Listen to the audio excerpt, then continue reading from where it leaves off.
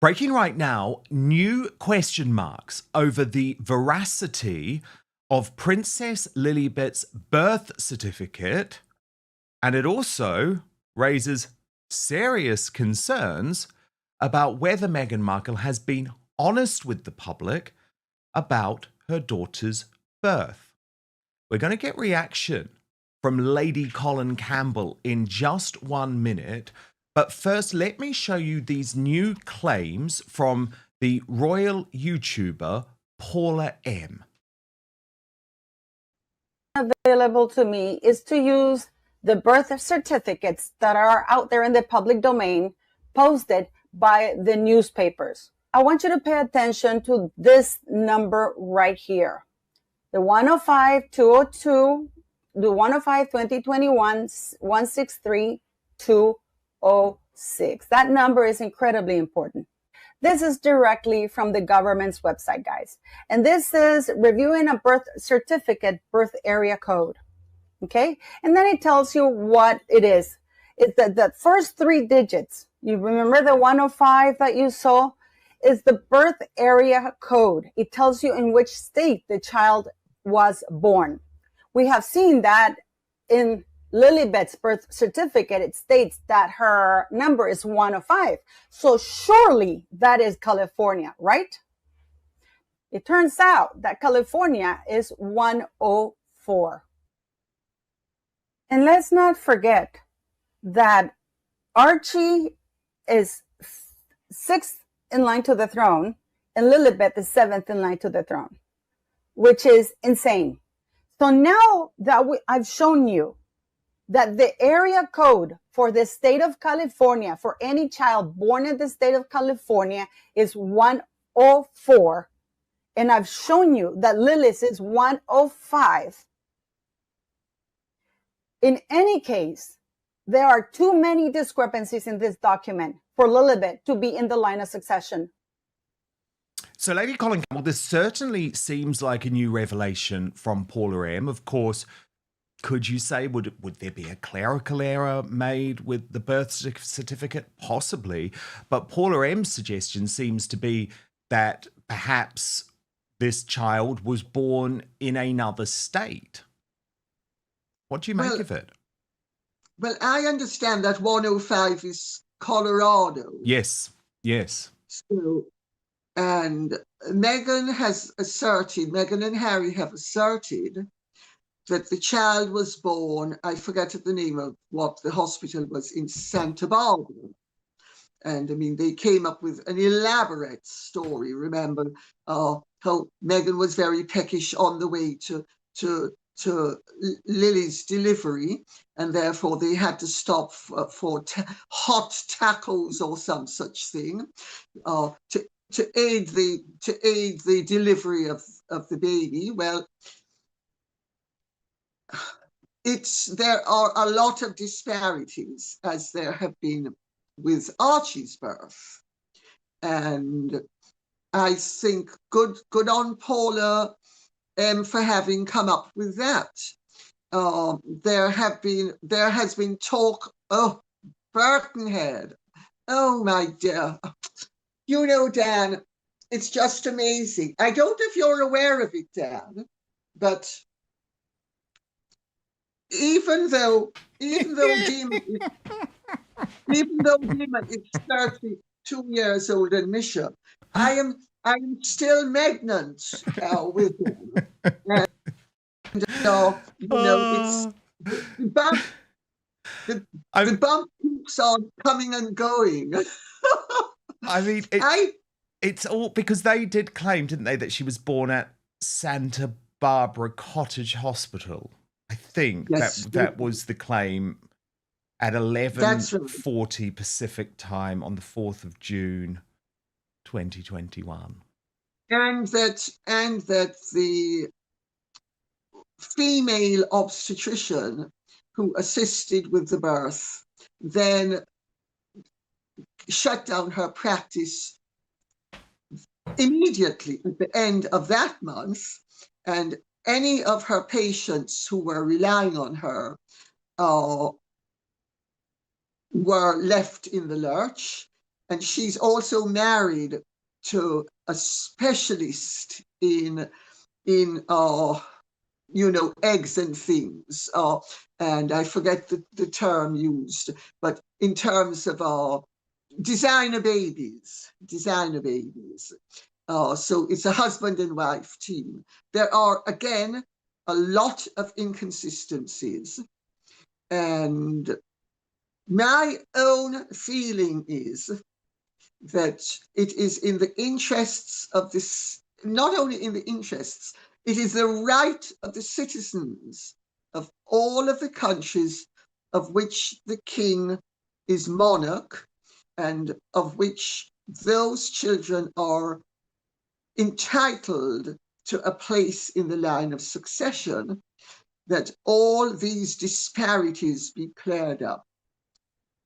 All other royal babies in the line of succession have had their births signed off. Princess Eugenie, Princess Beatrice, Sarah York, Diana Wales, Catherine Wales, you name it. Everybody knows where the babies came from, at what time, with proof. The only two children that there is no proof for is Prince Archie Bunker and Princess Lily. You better hope that she's really entitled to what they claim she's entitled to. And I think it is the right of all citizens of the United Kingdom, Jamaica, the Isle of Man, you name it, all the countries that Charles and all the realms, that Canada, Australia, New Zealand, you and I have two skins in this game, because we're both dual nationals. Most people only have one skin in the game, but we are doubly entitled to know that those children are rightfully in the line of succession. And whether it's one of two things. Either Meghan and Harry have I'm trying to find a legal way of putting this. In fact, I'm not going to put it. I'll just say the alternative. And the alternative is that she gave birth to them, and she has quite deliberately caused doubt, and she has created mischief, knowing that it would damage the royal family, which would show a level of spite and malice that is truly not only sick, but evil. And the alternative is that she didn't give birth to those children. And this is a massive obfuscation and a massive sleight of hand. And we don't know what it is. And quite frankly, there is evidence both ways. But the disturbing thing is that there is so much evidence from, and I have spoken to doctors, nurses, many women who've given birth to children, and all of them say the same thing. Those photographs of Meghan and the way the baby bump performed are totally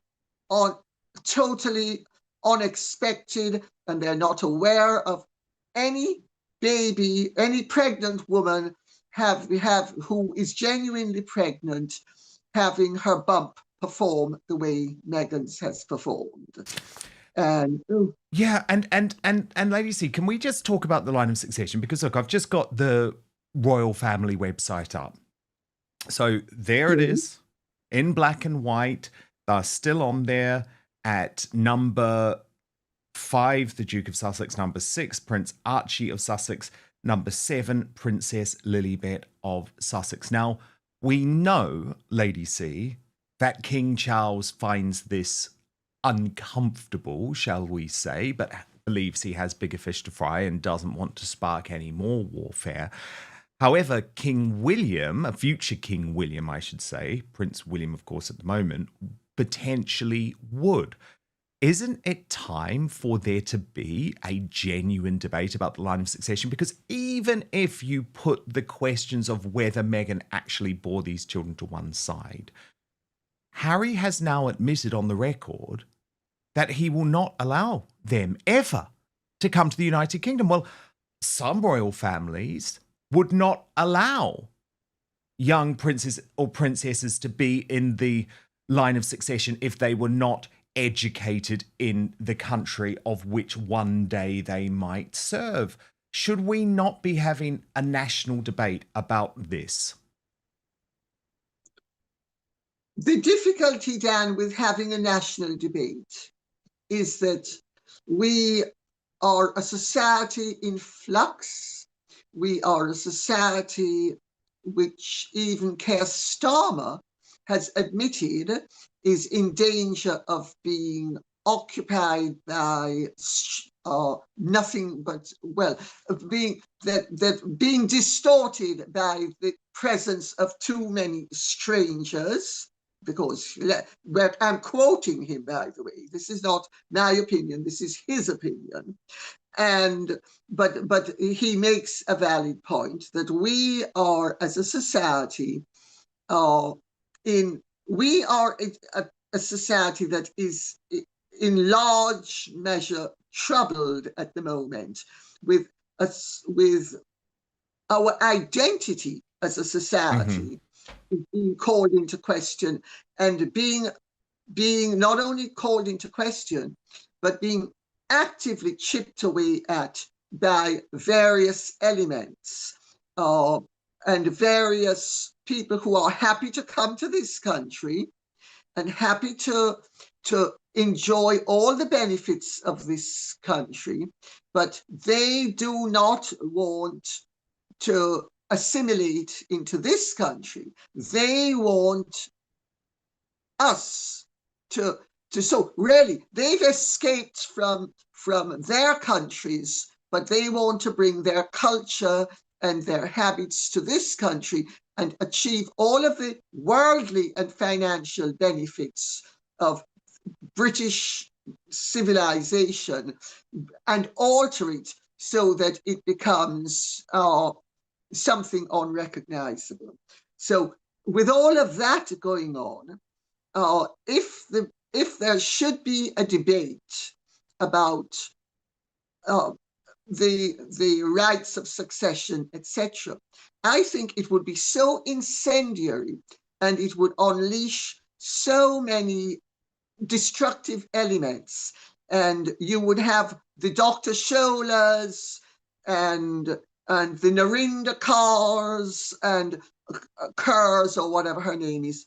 And all of those people would be jumping on the bandwagon, and they would be, and the next thing you know is we would be debating whether we should have a monarchy or not. And then we would be debating that there would be pushing for, well, why don't we have Sadiq Khan as the president of the United Kingdom? And then you'd have somebody from Africa or the West Indies saying, oh, no, we need somebody who's African or somebody who's West Indian. And I think sometimes it's best to let sleeping dogs lie. And there is also another difficulty. And the other difficulty is, say, Sweden, the king can, with a stroke of the pen, do things that the British king cannot do, because we have we have dominions and we have realms of which the king is head of state, yes, which also have a say in these matters. No, I know. And the thing is, Lady C, I understand that you don't necessarily want to play around with this. Of course, you ideally don't want to have to play around with it at all. And by the way, I was in Trafalgar Square in London on Saturday, where the anti-monarchist protests were holding their big annual day. And let me tell you, it was pathetic. There was no big groundswell in Great Britain. And of course, the YouGov polling, which we've seen this week, actually proves that the royal family remains popular. It's Prince Harry and Meghan that don't. But, and there is a but here, if there were to be an almighty tragedy, and remember, Queen Elizabeth II was so concerned about this, Lady C, that she warned Prince William to stop taking your family in your helicopter, stop traveling together on the same plane. But he hasn't stopped doing that. I mean, he's got the helicopter, but they still travel together on the same plane. We are only one terrible tragedy away from the end of the British monarchy, because the public simply would not accept the concept anymore of King Harry and Queen Meghan, would they? So you've got to think about those things. Well, I think, quite frank, I agree with you, Dan.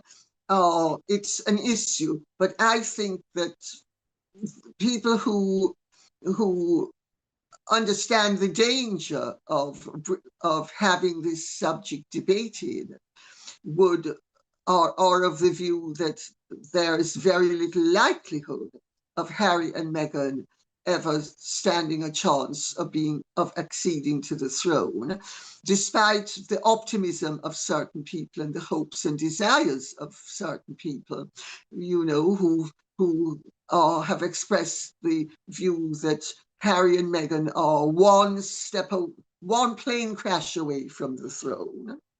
Or was it a helicopter crash? But anyway, whatever it was, one crash away from the throne. Well, yeah, the late Queen, I think she was particularly worried about helicopters because obviously they are more dangerous. But at the same time, Lady C, I mean, plane crashes do happen. Thankfully, not very often. But, you wouldn't see Queen Elizabeth II on the same plane as the then Prince of Wales, Prince Charles, because she understood the risks. Yes, and I'm old enough to remember when Charles and Diana were going to Australia and William was a baby. And Diana dug her heels in and said she would only go if the baby accompanied them, and they went on the same flight. The Queen was dead against it initially, but gave way. And William is his mother's son. William is also obstinate. And William believes that he is a very fine helicopter pilot, which he is, and that nothing will happen on his watch. Well, remember a few weeks ago in New York, there was that tragedy with, I think, the Spanish family, and he was something to do with, I forget what, something Samsung or something. Do you know what I do? I do remember that crash, and they all died, and so too the Leicester City boss, famously, Lady C. They're very dangerous. It turns out in both cases it was not pilot error, it was mechanical malfunction. Well, there's always the possibility, even though there is not the probability, that there will be a mechanical malfunction. But William has been warned of this, and William ignores it. So, yeah, but of course, exactly, which is why I believe there does need to be a discussion about the line of succession. But I fear that you're right in so many ways, because then you'd also have other people saying, well, Prince Andrew shouldn't be in the line of succession, and it opens up a whole can of worms, does it not? Lady C, I wanted to move on to something fascinating that Alex Phillips said on Outspoken this week. And it hasn't had much pickup because there's been so much else going on, and this is obviously historic, but very fascinating. She's a very well-sourced, well-connected independent journalist, and she's talking about the fact that Meghan Markle purposefully got Prince Harry to include information about illegal drug use in his bombshell autobiography, Spare. Have a look at what she said, and I'll get your reaction off the back. I just want to tell you something, Dan. Please. Just twixt us, okay, and everyone watching and listening. I don't know if this stands up, but it's what I heard from a source in which I'd be very confident, who had suggested that the inclusion of all of the drug taking in Spare might have been at her insistence, because when something like that is documented, when it then comes to later divorce proceedings and who gets custody of children and so on and so forth, it is a useful slice of evidence to have at your disposal. Now, I don't know if that's true at all, but it has been suggested to me by somebody well placed whose opinion I would trust on these matters. Fascinating. I mean, I would not doubt it, actually, because this is a very crafty woman who is trying to put all of the puzzle pieces together so that if the marriage does end, or maybe it's not a matter of if, Alex, maybe it's a matter of when the marriage does end, she is in the pole position to make him look bad and also for her to make the money. So that's really fascinating intelligence. Fascinating, ladies, wasn't it, from Alex Phillips, but also incredibly disturbing. Well, Dan, you know, Gina Nelthorpe Cowan said, who was Meghan's premarital manager, said that Meghan was primarily a businesswoman. So basically, it's all about the money. And she has her eye on the baseline, and also she's extremely strategic. And Nikki Pretty said that Meghan was very strategic. And people who've known Meghan all her life have confirmed that Meghan is extremely strategic. And she goes into situations with her eyes wide open as to what these possible outcomes can be and what is desirable for her and what benefits she can reap and what rewards she can reap from each situation. So I would not be at all surprised that Alex Phillips information is absolutely spot on, because Meghan has undermined every area of solidity and every area of Harry's life, that he had connections to other people, where she has isolated him effectively, totally. And and like many good Machiavellian narcissists with sociopathic traits exhibited, she has done it with his willing approval and his connivance. And I wouldn't be surprised, because let's remember, Vanity Fair got the information that Meghan had representatives hawking her post-divorce book to publishers. And they haven't sued. Harry and Meghan hasn't sued. She can't sue because Vanity Fair will have made sure that it had ironclad information in the event that. But not only has she just not sued, Lady C, she hasn't even denied that claim. That's the thing that is most astonishing. And it really is shocking. It's completely shocking. Also completely shocking this week, Lady C, and it made me absolutely furious, although not surprised. The New York Times, which just seems to hate everything connected to Great Britain and England and the monarchy and the royal family. They are very pro Harry and Meghan. Meghan gave them the interview for With Love Meghan. She also previously wrote for them about her miscarriage. So there's definitely an ongoing relationship between the Markles and the New York Times. But they write what they claim to be, Lady C, a news analysis piece about the rift in the royal family, but completely blame King Charles and Prince William, and called Prince William Workshy, which is about 10 years old, and he's completely turned things around. So they're just looking for a reason to attack him. And with King Charles, I found it absolutely astonishing that what they're basically saying is unless he bows down to Prince Harry and brings Meghan and Harry into the fold, his reign is going to be written off as a historic disaster. Well, of course, they don't know what they're talking about, but they have a motive. They have a strong financial motivation for having come up with this claptrap. And the strong financial motivation is, if you go cast your mind back to a few months ago, Harry gave an interview on their summit thing with this guy about... Yes, the Deal Book Summit. Yep. And where he was actually Harry really prickly, wasn't he? But again, it was one of his only recent interviews. Yeah, but Harry will doubtless, because they being the New York Times, they have summits to push. They have events where, if they're not going to get William and they're not going to get the king, but they will or can get Harry. So this is really a very interesting approach that they have taken, because the average American is not going to think too deeply. They're just going to, oh, well, he's a member of the royal family. And, they're not going to think, well, of course, they wouldn't be able to get anybody more senior than Harry. So there's a strong financial motivation for it.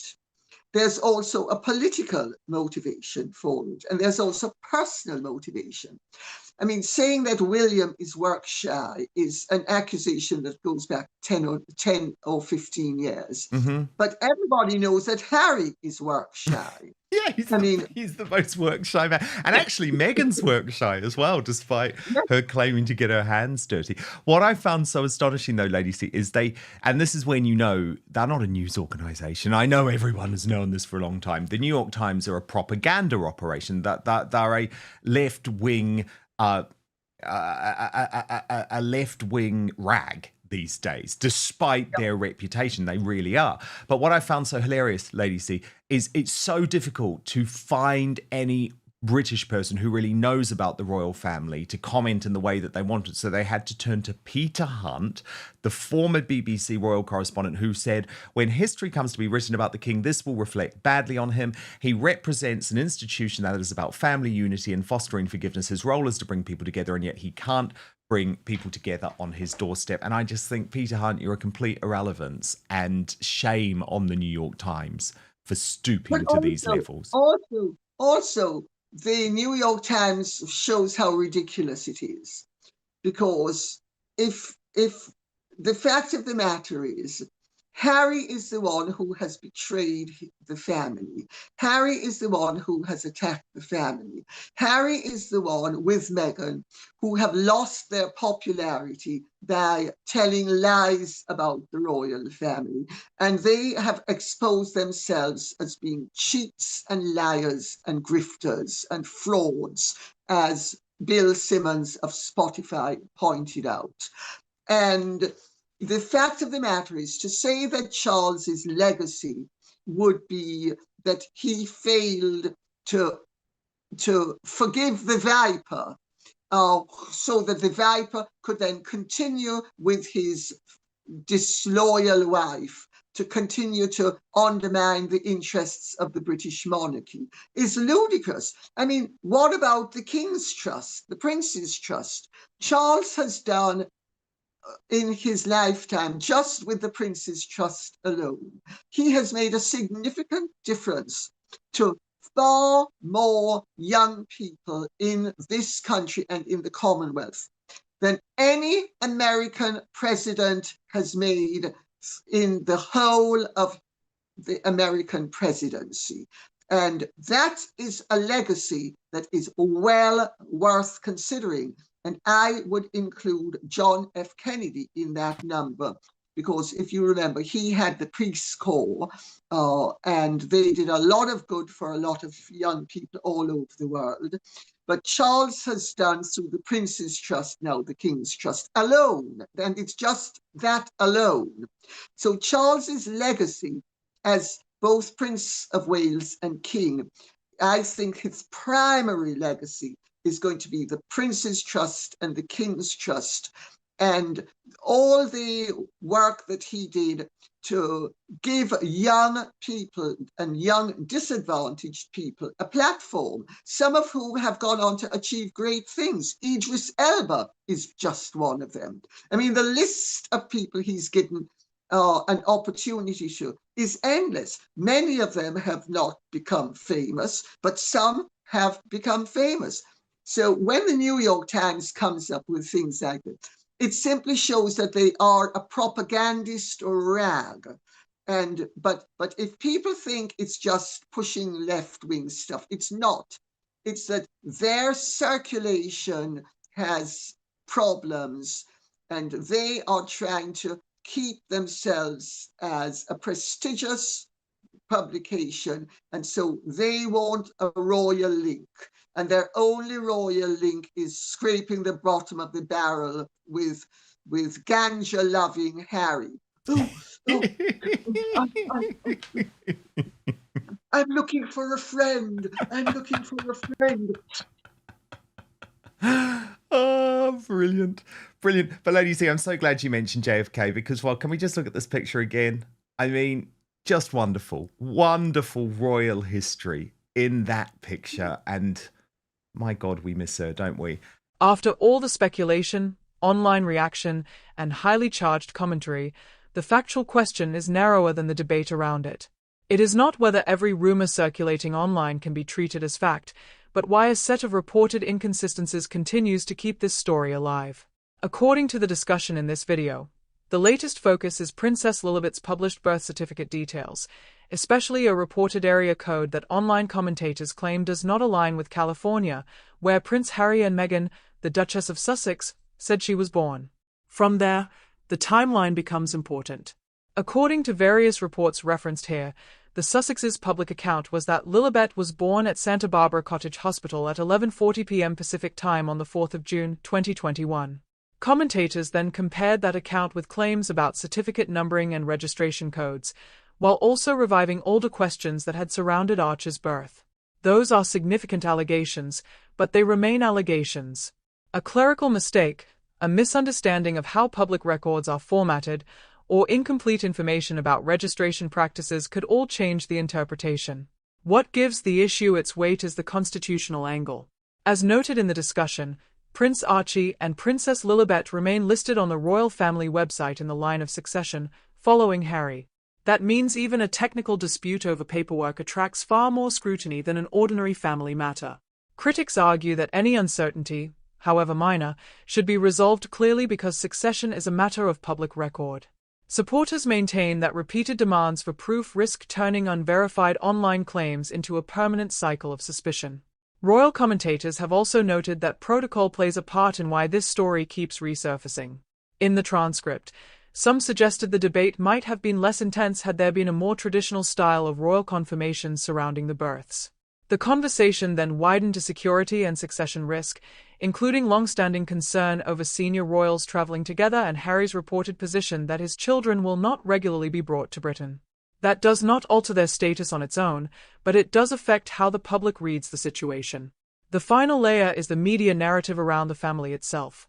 Claims have surfaced about Prince Harry's memoir, about strategic disclosures, and about whether recent coverage in the United States has framed King Charles and Prince William unfairly. The transcript even pointed to Harry's appearance at the Deal Book Summit and criticism of a New York Times analysis piece. Reports suggest that different outlets are emphasizing different facts, and that selective framing is one reason this debate keeps returning. For now, there is no verified conclusion that settles every question raised here. Until independently verified facts emerge on the disputed points, debate and speculation are likely to continue. So what matters more in this case, the documents, the protocol, or the way the story itself has been presented? Share your view in the comments, and if you found this analysis useful, like the video, subscribe, and turn on notifications so you do not miss next videos.